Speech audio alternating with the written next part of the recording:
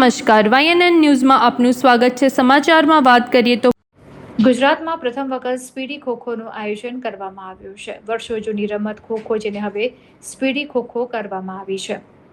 ગુજરાતમાં પ્રથમ વખત ગુજરાત ક્રીડા મંડળ દ્વારા તેનું આયોજન કરવામાં આવ્યું હતું, જેમાં ગુજરાતમાંથી 4 ટીમ દ્વારા ભાગ લેવામાં આવ્યો હતો। પ્રથમ વખત આયોજિત આ સ્પર્ધામાં શ્રી જુમ્મા દાદા વ્યાયામ મંદિર દ્વારા પ્રથમ સ્થાન પ્રાપ્ત કરવામાં આવ્યું છે, જ્યારે દ્વિતીય સ્થાન પર ગુજરાત ક્રીડા મંડળે હાંસિલ કર્યું છે। Reporter Rahul Rajput.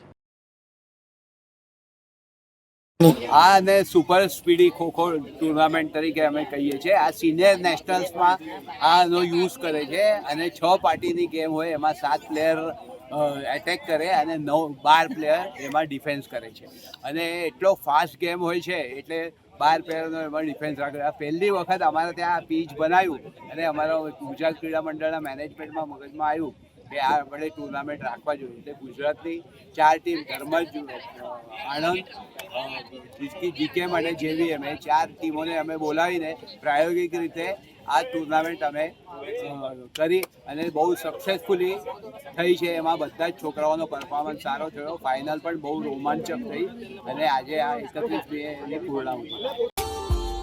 Subscribe now and press the bell icon.